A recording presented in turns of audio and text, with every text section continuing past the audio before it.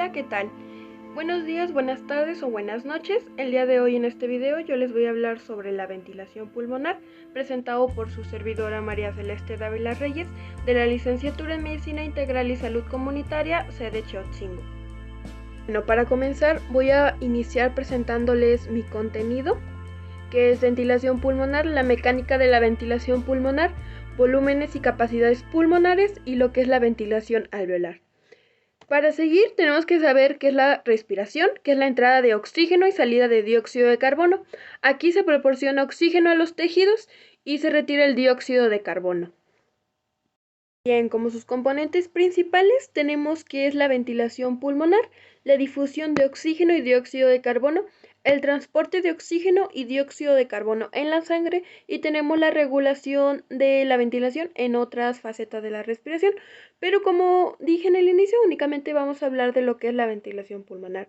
Como ventilación tenemos que la entrada y salida de aire entre la atmósfera y los alvéolos pulmonares.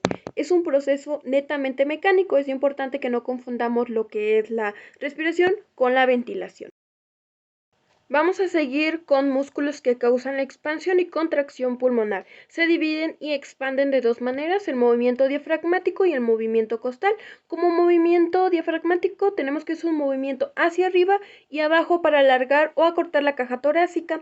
Esta es una respiración tranquila, una respiración involuntaria. Como movimiento costal tenemos que es la elevación o descenso de las costillas para aumentar y reducir el diámetro anteroposterior de la cavidad torácica.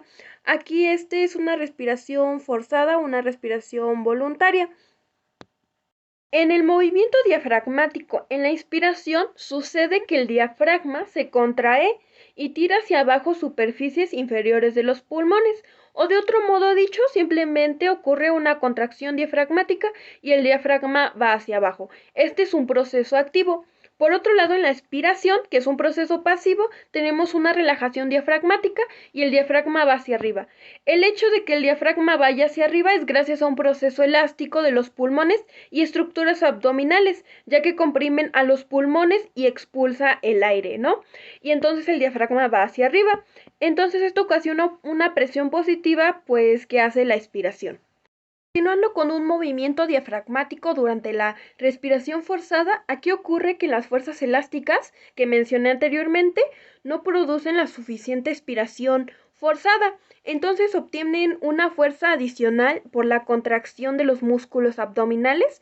Esto empuja el contenido abdominal hacia arriba contra la pared inferior del diafragma y también comprime los pulmones. Posteriormente, con el movimiento costal, los músculos que elevan la caja torácica. Están aquí los músculos inspiratorios, especialmente los intercostales externos, pero también participan en menor medida el esternocleidomastoideo, los serratos anteriores y los escalenos. En el movimiento costal, músculos que descienden la caja torácica, simplemente tenemos dos, intercostales internos y los rectos del abdomen. Vamos a continuar con presiones que originan el movimiento de entrada y salida de aire de los pulmones. Tenemos que saber que el pulmón es una estructura elástica que se colapsa al igual que un globo. Expulsa el aire a través de la tráquea. Los pulmones flotan en la cavidad torácica que está rodeada por el líquido pleural. El líquido pleural ayuda a la lubricación de los pulmones cuando existe movimiento. Los pulmones están sujetos a la cavidad torácica como si estuvieran pegados. Gracias a que están bien lubricados, se pueden deslizar libremente cuando se expanden y se contraen. Vamos a continuar con presiones pulmonares. Tenemos iniciando la presión pleural. Tenemos que la presión pleural normal al comienzo de la inspiración en una persona sana es de menos 5 centímetros de agua. Aquí esta magnitud de aspiración necesaria es para mantener los pulmones extendidos hasta su nivel de reposo. Seguimos que durante la inspiración, la expansión de la cavidad torácica tira los pulmones. Entonces esto genera una presión negativa, lo que da como menos 7,5 centímetros de agua.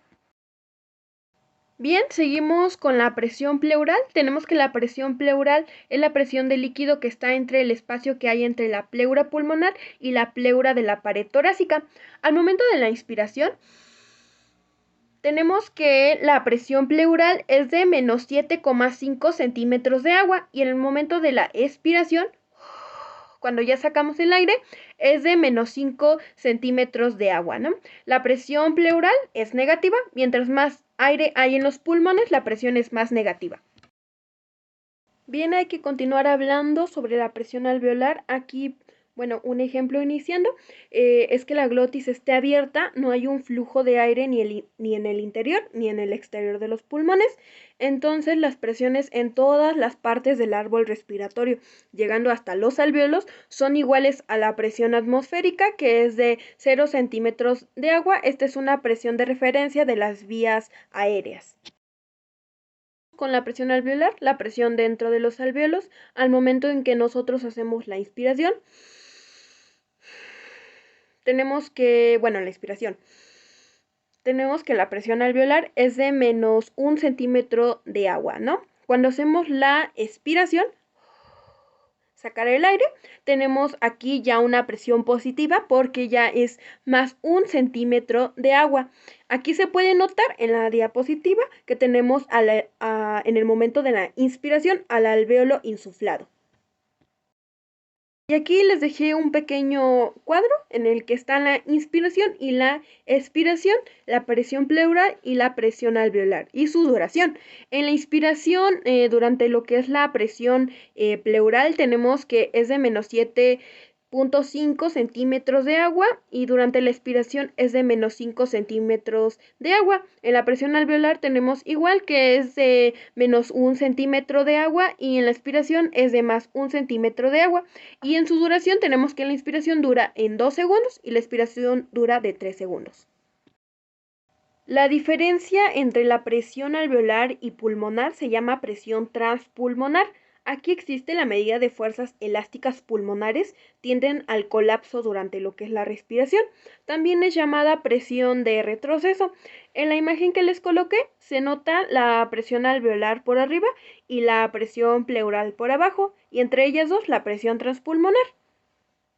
La distensibilidad de los pulmones es el volumen que expande los pulmones por cada aumento de presión transpulmonar.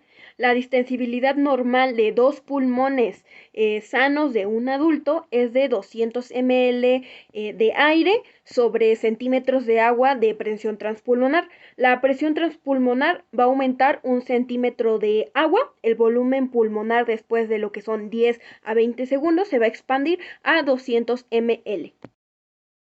Sigamos con el diagrama de distensibilidad de los pulmones. Es un diagrama en el cual relaciona los cambios de volumen pulmonar con los cambios de la presión pleural, lo que también modifica la presión transpulmonar. Aquí las curvas se registran modificando la presión pleural en escalones pequeños, permitiendo que el volumen pulmonar llegue a su nivel estable. Tenemos que está determinada por la fuerza elástica de los pulmones, que se divide en dos partes: fuerza elástica del tejido pulmonar y las fuerzas elásticas producidas por la tensión superficial del líquido que tapiza los alvéolos. Vamos a iniciar con las fuerzas elásticas del tejido pulmonar, que se dividen en fibras de elastina y fibras de colágeno.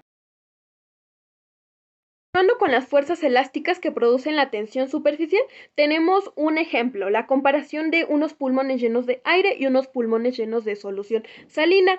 En los llenos de aire tenemos que hay una superficie de contacto entre el líquido alveolar y el aire de los alvéolos, lo que genera un efecto tensión superficial. Por otro lado, en los pulmones llenos de solución salina solo actúan las fuerzas elásticas tisulares, entonces no hay una superficie de contacto entre el aire y el líquido.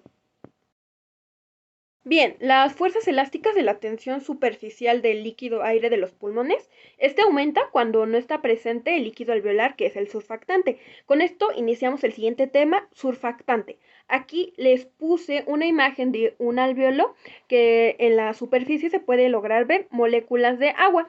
Estas tienden a un colapso porque sienten atracción intensa entre sí, llevando al alvéolo a un colapso alveolar. Entonces esto provoca que no haya una correcta hematosis.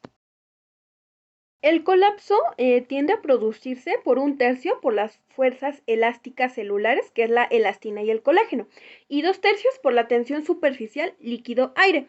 Entonces, a mayor tensión superficial, mayor es la probabilidad de que el alveolo colapse. El surfactante y la tensión superficial, ¿qué relación tienen? Aquí les puse una imagen del alveolo. Entonces, se puede decir que el surfactante entra al alveolo. Entonces, así las moléculas de agua ahora se sienten atraídas al surfactante, haciendo que reduzca lo que es la tensión superficial y evite que el alveolo colapse. Sabemos que el surfactante reduce la tensión superficial. Entonces, el leucocito tipo 2, células epiteliales alveolares tipo 2, constituyen el 10% del área superficial de lo que son los alveolos. El leucocito tipo 2 va a secretar el surfactante, que está constituido por fosfolípidos, proteínas y iones. O de otra manera dicho, está constituido por el dipalmito y fosfatidilcolina, las apoproteínas del surfactante y los iones de calcio. El radio alveolar y la tensión superficial, ¿qué relación tienen? Nuevamente les coloqué una imagen del alveolo. Es un alveolo que tiene una obstrucción en lo que es el radio alveolar. Entonces, ¿qué pasa aquí cuando el alveolo está obstruido? Existe otra vez un colapso alveolar, ya que aumenta lo que es la tensión superficial. La tensión superficial por 2 sobre el radio alveolar. Tenemos entonces que la tensión superficial de los alveolos depende inversamente del radio de los alveolos. Como conclusión nos da, a menor el radio alveolar, mayor la presión alveolar. Volúmenes y capacidades pulmonares. El registro de las variaciones del volumen pulmonar por la espirometría. Es el estudio de registro de movimiento de volumen de aire que entra y sale de los pulmones. Por ahí les dejé una imagen de cómo se ve un espirómetro. Vamos a comenzar, que está formado por un tambor invertido sobre una cámara de agua, con el tambor equilibrado por un peso. En el tambor hay un gas respiratorio que es aire u oxígeno. También tiene un tubo que conecta la boca con la cámara de gas. Cuando la persona respira al interior y exterior de la cámara, el tambor se eleva y desciende. Antes de mostrar los volúmenes y capacidades pulmonares de una manera más esquemática, tenemos que explicarlos de una manera en la que se entienda los parámetros de una persona sana, ¿no? Iniciemos con el volumen corriente, que es de 500 ml, es cuando inspiramos y expiramos de una forma involuntaria, por ejemplo, cuando dormimos. Seguimos con el volumen de reserva inspiratoria, que es cuando inspiramos lo máximo que podemos, que da un total de 3000 ml. Seguimos con el volumen expiratorio, que es cuando expiramos lo máximo que podemos, que da un total de 1100 ml. Y por último, el volumen residual, que da un total de 1200 ml, que es el aire que se queda en el pulmón para que éste no colapse. Iniciamos con las capacidades. Iniciamos con capacidad inspiratoria, que tiene un total de 3500 ml, que es el volumen corriente más volumen de reserva inspiratoria. Seguimos con capacidad residual pulmonar, que tiene un total de 2300 ml, que es el volumen de reserva inspiratorio más el volumen residual. La capacidad vital, que es una suma entre el volumen de reserva inspiratoria, el volumen corriente y el volumen de reserva expiratoria. Este tiene un total de lo que es de 4600 ml. Y finalmente, como capacidad pulmonar total, tenemos un total de 5800 ml, que es la capacidad vital más el volumen residual. Volúmenes y capacidades pulmonares. Iniciemos con lo que es volumen corriente. Bueno, debería ser de una manera tranquila, por ejemplo, cuando dormimos es una manera involuntaria porque puesto que no nos damos cuenta, como había mencionado al principio, seguimos con el volumen de reserva inspiratoria. Es toda la capacidad que tenemos de inspirar. Capacidad inspiratoria, que recordemos que es la combinación del volumen corriente con el volumen de reserva inspiratorio, sería algo así. La capacidad vital, que recordemos que es una combinación entre el volumen de reserva inspiratorio, el volumen corriente y el volumen de reserva expiratorio. Y por último, la capacidad pulmonar total, que es todo lo que nuestros pulmones pueden pues tener de aire. Y también el volumen residual, que pues nosotros tratemos de sacar todo el aire posible, siempre va a haber un poco para evitar que se colapsen. Volumen respiratorio por minuto. Es la cantidad de aire nuevo que se mete a las vías respiratorias cada minuto. Entonces vamos a tener esto. Frecuencia respiratoria, que son 12, por el volumen corriente, que son 500 ml. Tenemos como resultado 6000 ml por minuto. Ventilación alveolar. Como sabemos, el aire tiene que entrar para recorrer las distintas estructuras, pero hay áreas y un porcentaje de aire que no hace hematosis. Entonces, el aire que entra en una persona sana, una persona normal, son 500 ml. Y el aire que únicamente hace hematosis son 350 ml. Este aire que entra pero no hace hematosis es llamado espacio muerto anatómico y es un total de 150 ml. No hace un intercambio. Este se puede dar en lo que es la nariz, la boca, la faringe, la laringe, la tráquea, los bronquios y los bronquiolos. Es importante que recalquemos la existencia del espacio muerto alveolar. Este es casi nulo, tiene un valor de 0, ya que aquí el aire debería hacer hematosis, pero pues no lo hace. En lugares como lo son los bronquiolos respiratorios, los conductos alveolares, sacos alveolares y los alveolos. Se supone que debería hacerlo puesto que hay membrana ahí, pero en algunas patologías este espacio muerto alveolar tiende a aumentar, pero en una persona sana, una persona normal, pues se va a quedar así como un valor nulo. Y por último, que esté al último no significa que no exista, es el espacio muerto fisiológico. Es la suma del espacio muerto anatómico y el espacio muerto alveolar. Tenemos que el espacio muerto anatómico es de 150 ml, entonces es más el espacio muerto alveolar, que es pues de 0. Tenemos como total 150 ml. El espacio muerto fisiológico es parecido o bueno, pues es igual al espacio muerto pues anatómico. Frecuencia ventilación alveolar.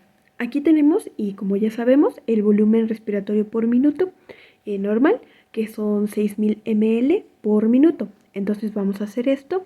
El volumen corriente, que son 500 ml, menos el espacio muerto fisiológico, que son 150 ml.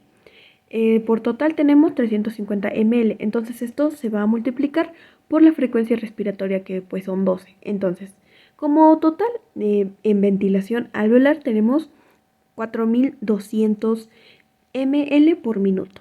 Esta ventilación es la que hace hematosis. Bronquiolos. Las zonas de la tráquea y los bronquios que no están ocupadas por los cartílagos están ocupadas por el músculo liso. En este caso los bronquiolos, que en su totalidad están formadas de músculo liso. Esto va a determinar lo que es la broncodilatación y la broncoconstricción. Bueno, los bronquiolos, su músculo liso va a tener receptores que son beta-adrenérgicos.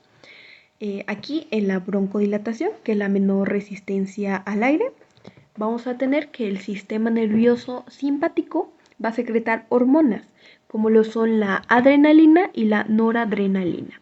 Esto va a causar una dilatación en el árbol bronquial que aumenta el flujo de aire. Por el lado de los fármacos están los agonistas beta-adrenérgicos, como por ejemplo el salbutamol. Este es utilizado en crisis asmáticas. Este también va a ayudar a que aumente el flujo de aire. Bueno, en la broncoconstricción, la mayor resistencia al aire, volvemos a tener lo que es el músculo liso, puesto porque pues, son los bronquiolos. El sistema nervioso parasimpático va a secretar hormonas, la hormona de la acetilcolina, que va a producir una leve constricción en el árbol bronquial. Y por el lado de los que son fármacos, tenemos a los antagonistas beta-adrenérgicos. Estos van a causar un predominio del sistema parasimpático, lo que va a ocasionar una constricción del árbol bronquial. Y con esto hemos llegado ya al final, presentando como bibliografía el libro de Tratado de Fisiología Médica, 14ª edición. Y dentro de los créditos, el canal de Medicine por el Dr. Paiva.